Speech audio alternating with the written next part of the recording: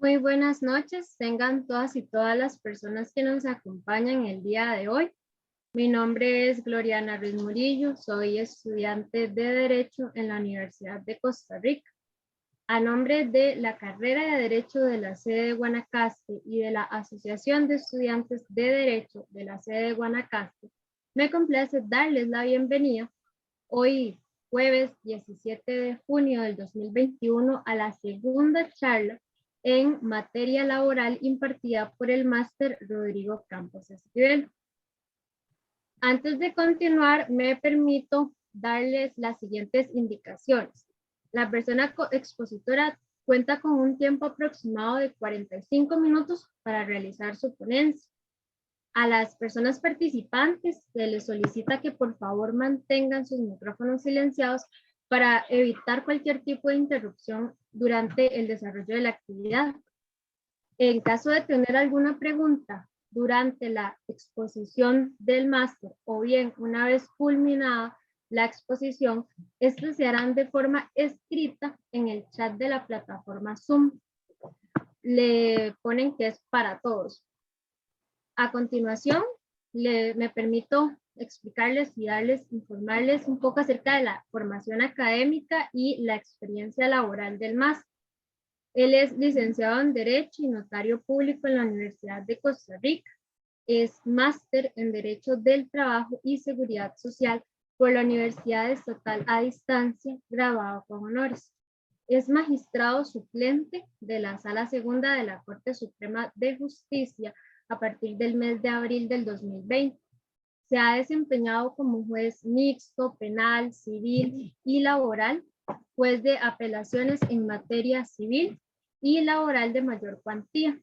Además, es profesor en la Universidad de Costa Rica en Derecho Procesal Penal y Derecho Laboral desde el curso lectivo del 2003 hasta la actualidad.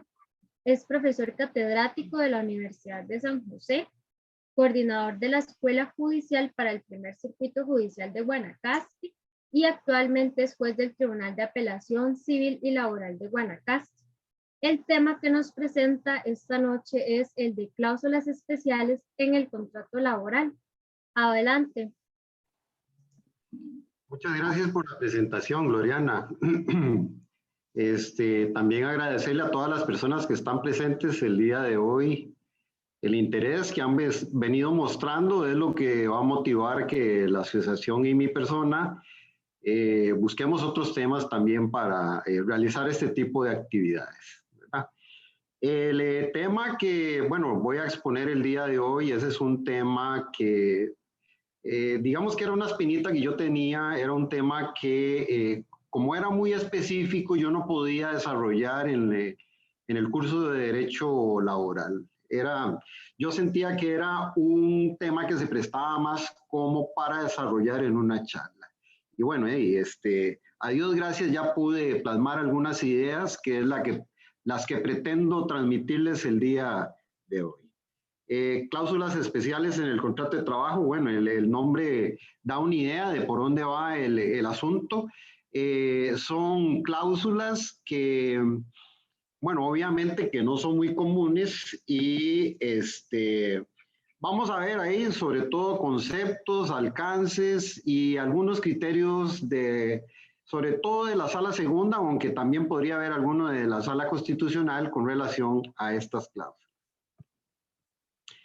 Bueno, vamos a ver, a mí en lo personal siempre me gusta iniciar la exposición de estos temas realizando un planteamiento del mismo.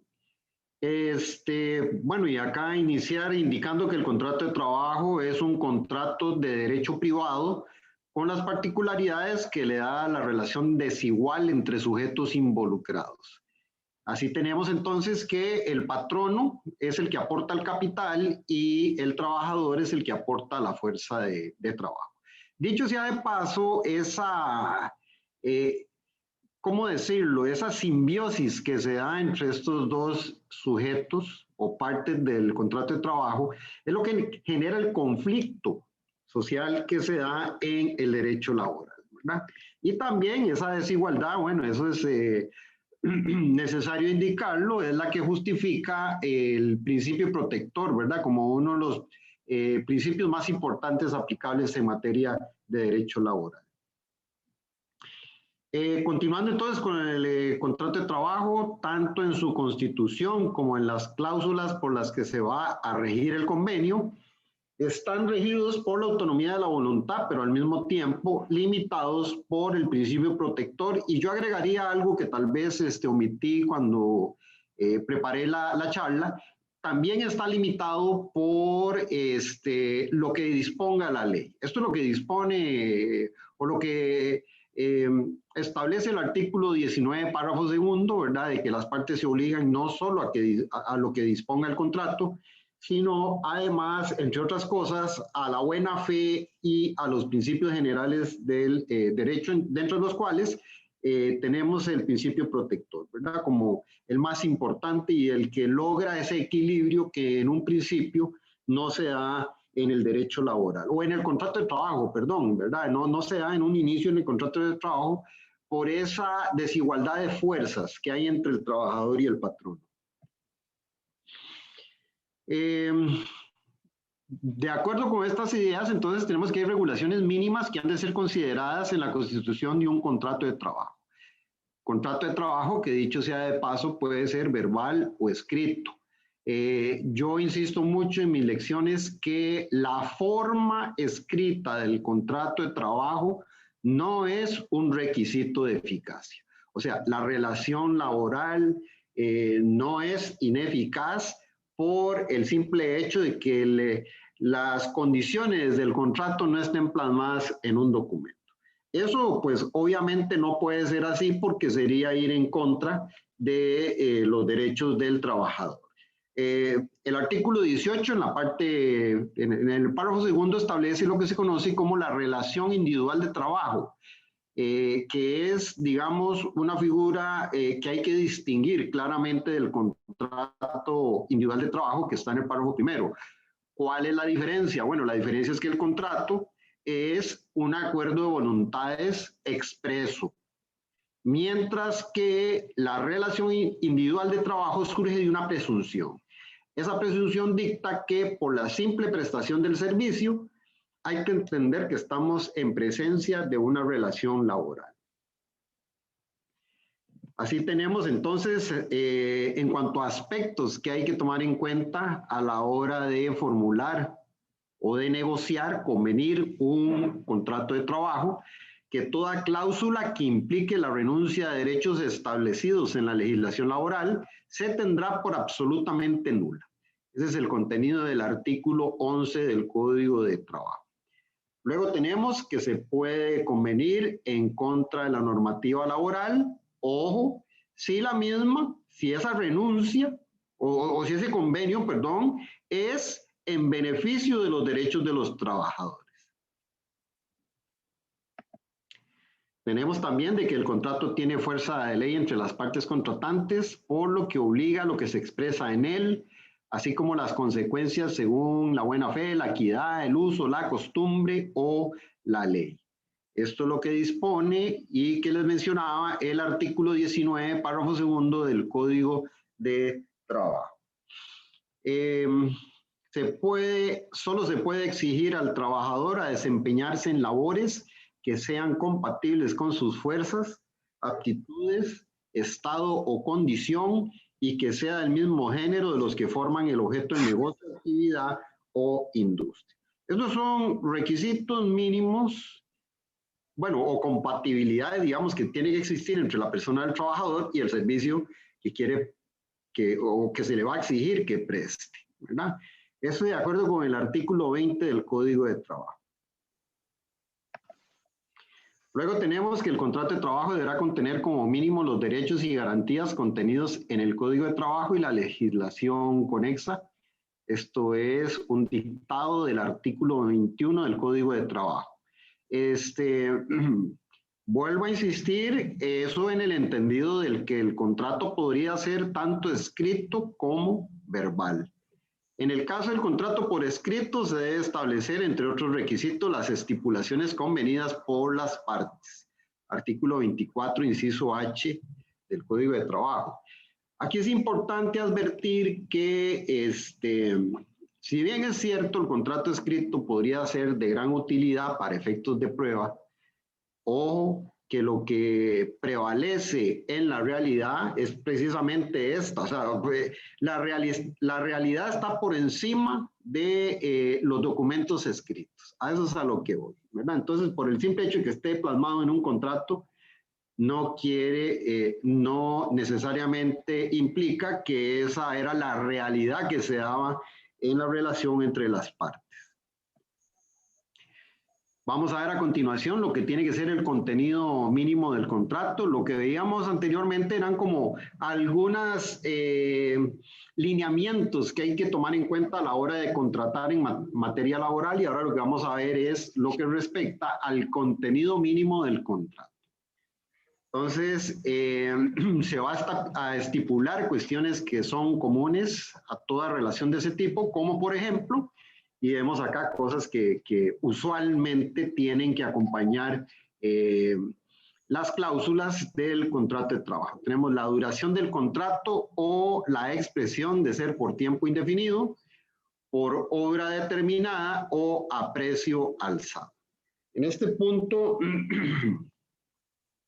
es importante aclarar que de conformidad con el principio de continuidad, que es uno de los principios rectores del derecho laboral, la idea es que el contrato de trabajo se establezca para perdurar, ¿verdad?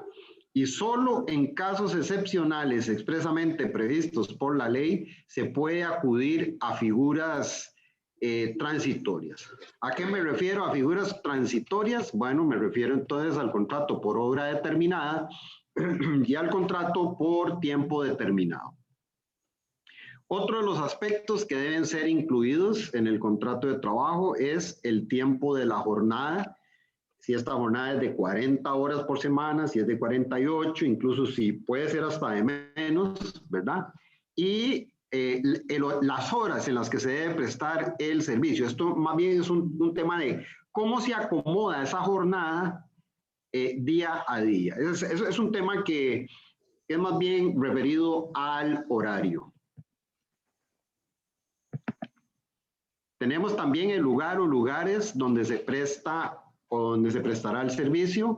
Esto es sumamente importante para efectos posteriormente, en caso de litigio, establecer cuál es el órgano jurisdiccional competente, ¿verdad?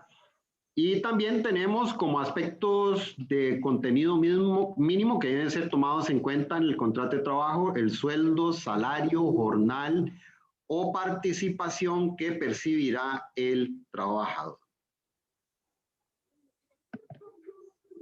Vamos a continuación ya con lo que es el tema que nos ocupa de hoy, que son las cláusulas especiales.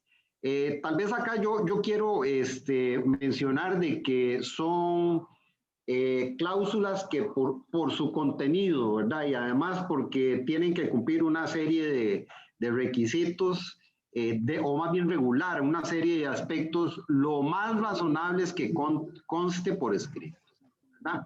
Esto para facilitar su interpretación y, bueno, también verificar la validez de la misma. En razón del servicio a prestar o de las condiciones personales de los trabajadores, porque eso también puede pesar a la hora de justificar la creación de una cláusula especial, las partes podrían estar interesadas en establecer cláusulas que no es común ver en todos los contratos.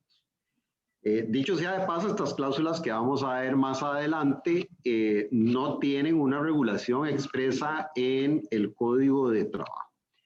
A continuación se va a desarrollar alguna de ellas, para lo cual en la medida de lo posible se tratará de delimitar su alcance, así como el tratamiento que le haya dado la jurisprudencia.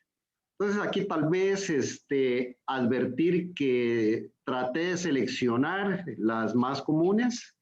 No pretendo con esta charla agotar todas las posibles cláusulas especiales, pero sí van a ver que por lo menos podrían ser las que yo consideré que eran más comunes y que además contaban con algún respaldo de tipo jurisprudencial. Habían sido o han sido desarrolladas jurisprudencialmente. En primer término tenemos como estas cláusulas especiales lo que se conoce como pacto de no concurrencia. ¿Qué es el pacto de no concurrencia? Se trata de una manifestación del principio de buena fe en el contrato de trabajo y consiste en la prohibición para el trabajador de dedicarse a otras actividades laborales de la misma naturaleza de las que se ejecutan en virtud del contrato de trabajo, que generan intereses contradictorios en perjuicio del empleador. Y bueno, aquí es donde viene ya la parte medular del pacto de no concurrencia. Se trata pues del compromiso del trabajador de no incurrir en competencia leal. El trabajador no utilice el conocimiento o las herramientas que le da su patrono para quitarle clientes o realizarle una competencia velada en daño de los intereses del patrono. De seguido, algunos criterios importantes surgidos de la jurisprudencia y relacionados con esta cláusula. El pacto de no concurrencia o competencia entre trabajadores y empleadores con efectos posteriores a la terminación del contrato no son contrarios al ordenamiento jurídico. Sin embargo, su validez solo puede tolerarse si se pacta por un plazo razonable, si al mismo tiempo se satisface al trabajador una compensación económica adecuada. Sala segunda, voto 2003-89. Les pongo, por ejemplo, mi hermano, tal vez no voy a explicar a qué se dedicaba él, pero resulta ser que lo hacen al inicio, cuando lo contratan, lo hacen firmar una cláusula que decía que durante 25 años, oigan esto, durante 25 años no podía prestar la misma labor que le daba a la persona con la que en ese momento se estaba comprometiendo a trabajar, bueno, en la misma labor, no podía durante 25 años y no se le dio nada, absolutamente nada. Así decía la cláusula.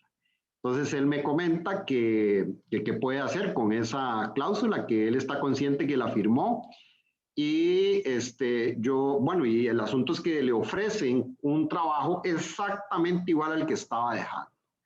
Entonces él, pues obviamente que se preocupa por la existencia de esa cláusula y yo le dije que sin ningún problema podía aceptar el segundo trabajo. Incluso que si había litigio, yo me ofrecía a llevárselo. Aquí con esto quiero aclarar que el 244 de la Ley Orgánica del Poder Judicial permite que yo como juez pueda llevar casos de familiares, sobre todo cuando son consanguíneos muy, muy cercanos, ¿verdad? Entonces, la cosa está en que eso no paró en nada porque era claro que el periodo prácticamente obligaba a mi hermano a, durante toda lo que le quedaba de vida productiva, no volver a trabajar en lo mismo en lo que estaba trabajando, lo que es una evidente violación al derecho al trabajo. Y aparte de eso, no se le dio la más mínima compensación económica, ¿verdad? Que esas son las dos cosas que se requiere para la razonabilidad de esta cláusula. Los fines pretendidos con la cláusula de confidencialidad, bueno, esto es otro tema, ¿verdad? Es muy similar porque siempre se pacta esta cláusula, incluyendo también aspectos de confidencialidad. Evitar competencia desleal, proteger información y métodos de operaciones confidenciales al compararlos con las medidas o limitaciones impuestas al trabajador. No laborar en el sector de la competencia en toda la región latinoamericana durante 4 años, recibiendo como contraprestación un 30% del salario neto, resultaba excesivo, desequilibrado y arbitrario por afectar seriamente la libertad de trabajo. Vean entonces el otro escenario que se puede dar, ¿verdad? Más bien que en este caso particular se consideró que limitar a una persona a que en toda la región de Latinoamérica durante 4 años no pueda laborar en la misma labor por la que estaba siendo despedido y a pesar de que estaba recibiendo un 30% de salario neto, la Sala Segunda consideró que eso era excesivo, desequilibrado y arbitrario por afectar seriamente la libertad de trabajo. Ahí podemos ver ya algunos criterios que pesan para efectos de establecer cuándo es racional y cuándo no es racional y pueda resultar hasta arbitrario la imposición de esta cláusula de pacto de no concurrencia. La falta de pacto de concurrencia puede configurar justa causa de despido, ello al ubicarse como falta grave del trabajador a sus obligaciones contractuales. Esto ya es diferente.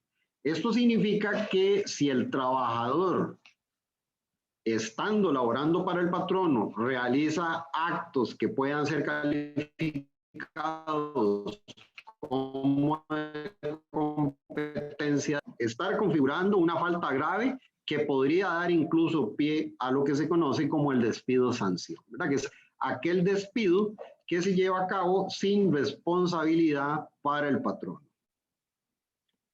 Y bueno, acá ven en la imagen que se remite al artículo 81, inciso L del Código de Trabajo. Esa norma, si ustedes la observan en el Código de Trabajo, lo que dice es cualquier falta grave a las obligaciones, ¿verdad? Esto haciendo referencia a las obligaciones que tiene el trabajador.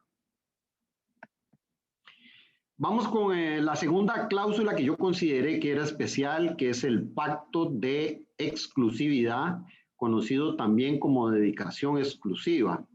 Se trata de otra manifestación del principio de buena fe que constituye una retribución que efectúa la entidad patronal como contraprestación a una trabajadora que voluntariamente decide restringir su derecho a la libertad de trabajo consagrado en el artículo 56 de la Constitución Política, obligándose a poner a disposición de la entidad patronal de forma exclusiva sus conocimientos en determinada ciencia, arte o industria. Esto es más o menos los lineamientos que da la Sala Segunda en el voto 2012-1081. En resumidas cuentas, el pacto de exclusividad o la dedicación exclusiva lo que exige es que una persona se dedique a prestar su servicio únicamente a un patrono, ¿verdad? Y para que exista esa exclusividad, pues también tiene que haber una remuneración hacia el trabajador. La jurisprudencia se ha encargado de distinguir esta figura de la prohibición. Ambas tienen el mismo efecto, ¿verdad? Tanto la prohibición como la dedicación exclusiva lo que buscan es que el trabajador no preste servicios más allá del centro de trabajo. Lo que ocurre es que el sustento de una y la otra es muy diferente, ¿verdad? Vamos a ver que la prohibición se trata de una forma de retribuirle al trabajador la imposibilidad que dicta la ley de ejercer su profesión fuera del puesto desempeñado, por lo que opera automáticamente y no está dentro de las facultades del empleador, del empleado solicitarlo, ni el patrono tiene la discrecionalidad de pagarla. La sola aceptación del puesto en propiedad implica su pago. Como podemos ver, se trata de una figura que se impone, porque además no puede escoger el trabajador si accede a la misma o no. Es una imposición de ley. Lo usual es que esta figura se aplique en el caso de funcionarios públicos. ¿Okay? Y entonces veamos la última parte. La sola aceptación del puesto en propiedad implica su pago. Por su parte, la dedicación exclusiva resulta del acuerdo entre trabajador y patrono. Insisto, los efectos son exactamente los mismos, que el trabajador no preste sus servicios a otras personas diferentes al patrono, pero con la gran diferencia de que el trabajador puede decidir si solicita la dedicación exclusiva y el patrono tiene la discrecionalidad de decidir si la paga. Esto es lo que ha dicho la Sala Segunda en el voto 2002-72. Tenemos la tercera cláusula, esta se llama pacto de permanencia, otra manifestación más del principio de buena fe, que dicho sea de paso, está muy relacionado con el contrato de beca. Ahora les explico más o menos cuál es la idea con este pacto bueno, veamos, dice, consiste en aquel convenio mediante el cual el patrono otorga un periodo con goce de salario al trabajador para que éste realice estudios relacionados con el servicio que presta para lo cual el primero se compromete a que a su regreso le respeta las condiciones anteriores y el segundo se compromete a permanecer en la empresa por un periodo determinado luego de culminar sus estudios.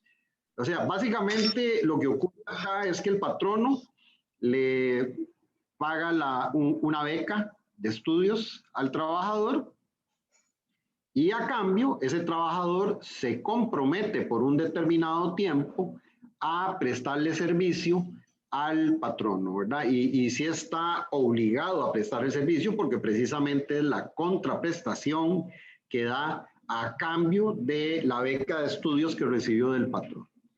Esto, bueno, lo que acaba de mencionarles es un criterio de la Sala Segunda en los votos 369, 1999 y 146 de 1995. Otros aspectos de importancia a tomar en cuenta son el dinero percibido por el trabajador durante sus estudios de parte del patrono. No es un salario, sino que es una subvención. Esto es importantísimo porque en algún momento algunos trabajadores pretendieron utilizar ese dinero que se le daba como consecuencia de la beca, pretendieron utilizarlo para efectos del cálculo de prestaciones. Y se dijo que eso no era un salario percibido por la prestación de un servicio. Era una subvención que le daba el patrono al trabajador durante el periodo de estudio. La obligación del becado de prestar servicios al patrono durante el tiempo estipulado en el respectivo contrato corresponde a un derecho patronal y por lo tanto no puede ser exigido por el trabajador. Obviamente que este pacto de permanencia, el que puede decidir si lo admite o no lo admite, es el patrono y no está obligado a darle trabajo a la persona que le dio la beca si después simple y sencillamente decide prescindir de ella. Se trata entonces de la permanencia, no puede ser exigida por el trabajador. Sala Segunda, voto 201-2004. Tenemos como siguiente cláusula especial el acuerdo de confidencialidad. El acuerdo de confidencialidad es uno que tiene también, o es común verlo, en el primero que vimos, ¿verdad? El pacto de no concurrencia. Se trata de una obligación de no hacer que puede tener vigencia no solo durante el contrato, sino también posterior a la extinción de este, mediante el cual se busca prevenir una actividad socialmente reprochable y jurídicamente ilícita a través del aprovechamiento de conocimientos o de información obtenidos durante la relación laboral.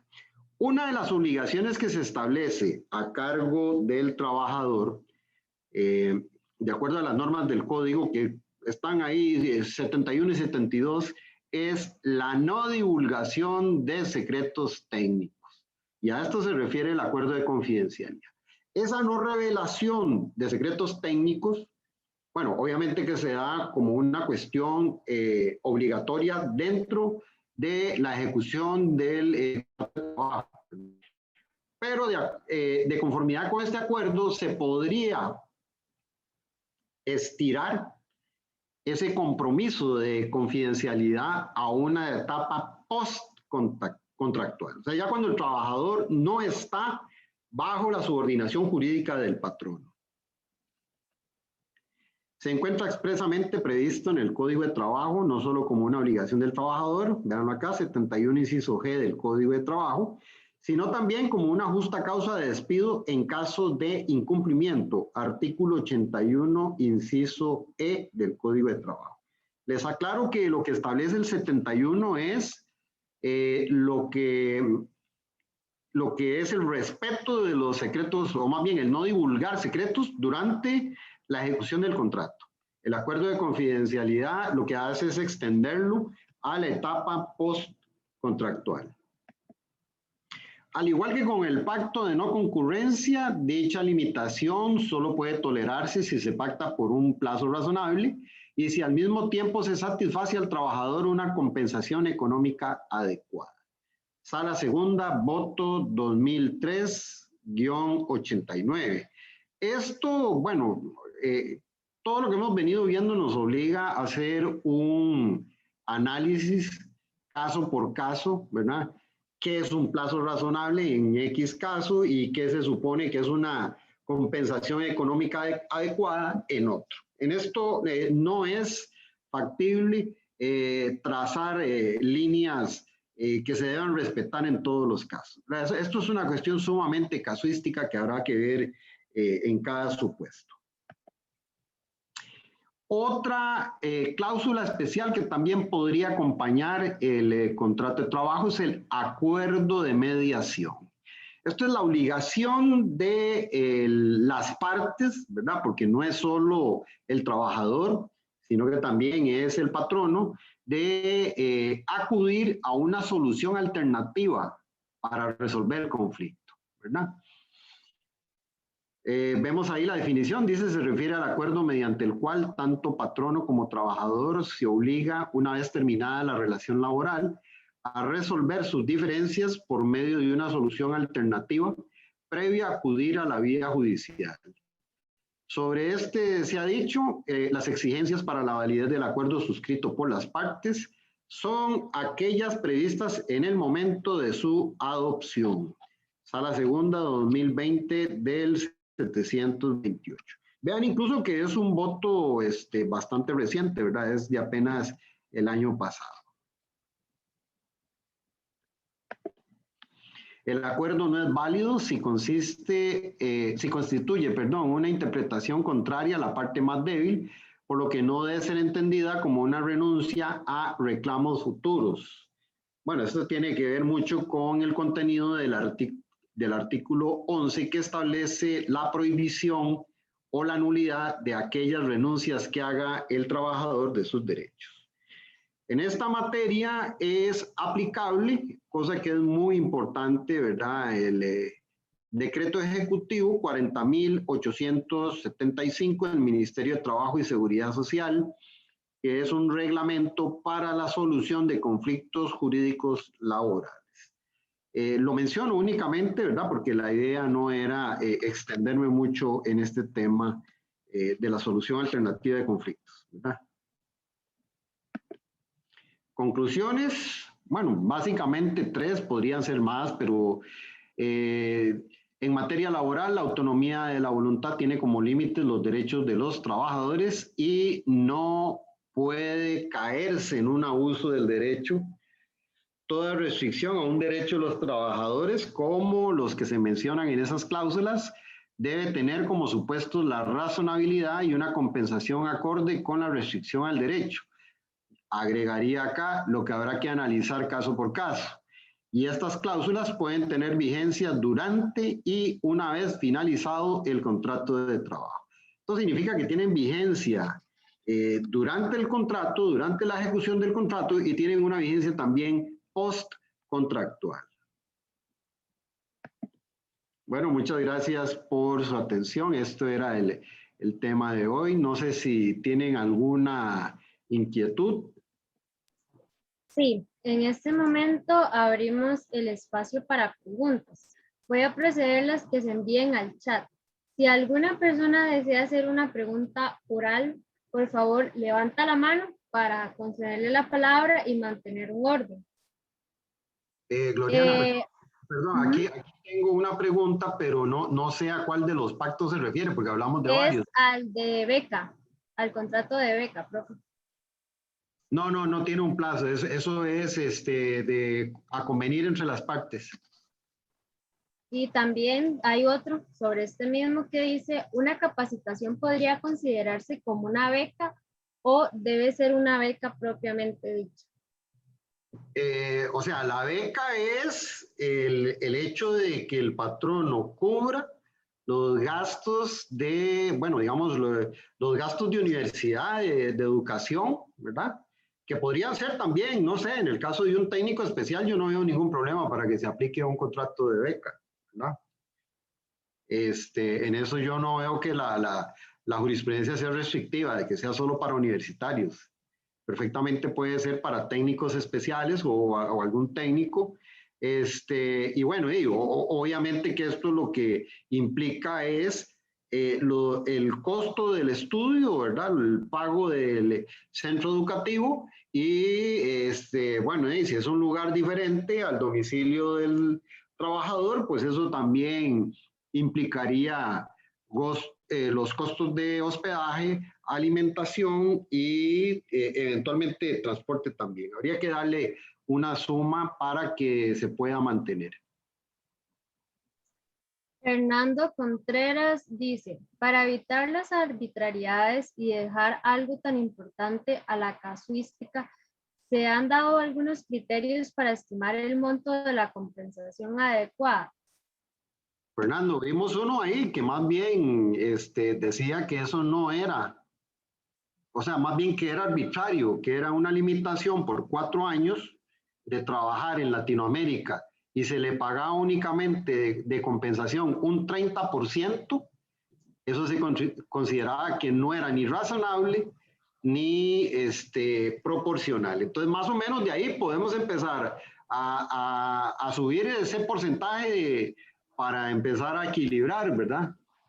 Eso lo dice la sala, que los 4 años no se compensan con el 30% de salario adicional que se le dio. Dice que es en relación al pacto de no concurrencia, la pregunta. Sí, ese es el ejemplo que está en la presentación.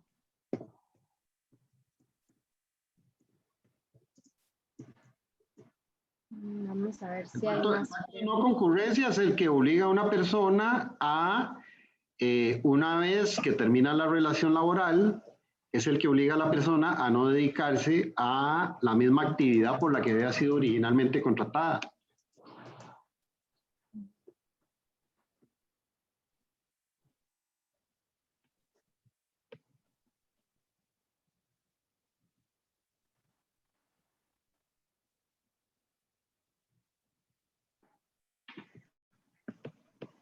¿Cuánto sería razonable? Dice, 40 o 50%.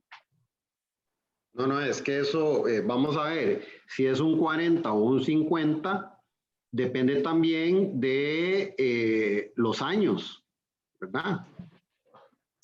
Es que a más años que se haga se limite la concurrencia o más bien se imponga la concurrencia, pues ahí entonces hay que ir ajustando el porcentaje.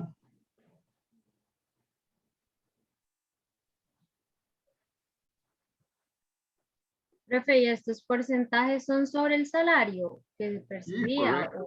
Sí, correcto. Es sobre el salario.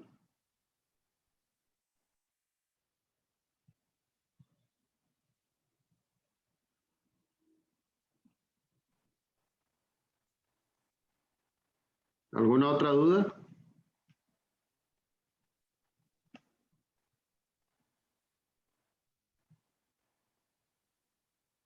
Me parece que no hay más dudas.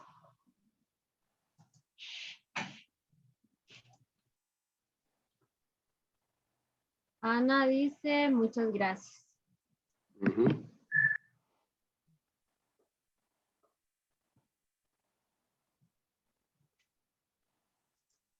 Dice Tamara, de mi parte no, se le agradece mucho la ponencia, profe.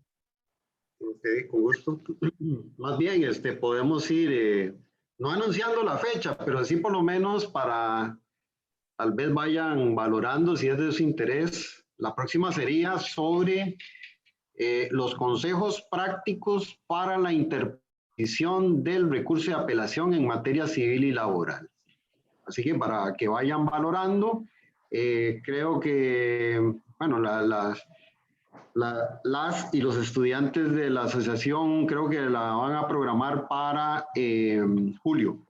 Entonces también las personas que estén ahorita en esta sesión, pues por si tienen interés, también que estén pendientes, ¿verdad? Sí, muy provechosas estas charlas, profe. Carla Torres dice, muchas gracias, siempre se aprende, perdón.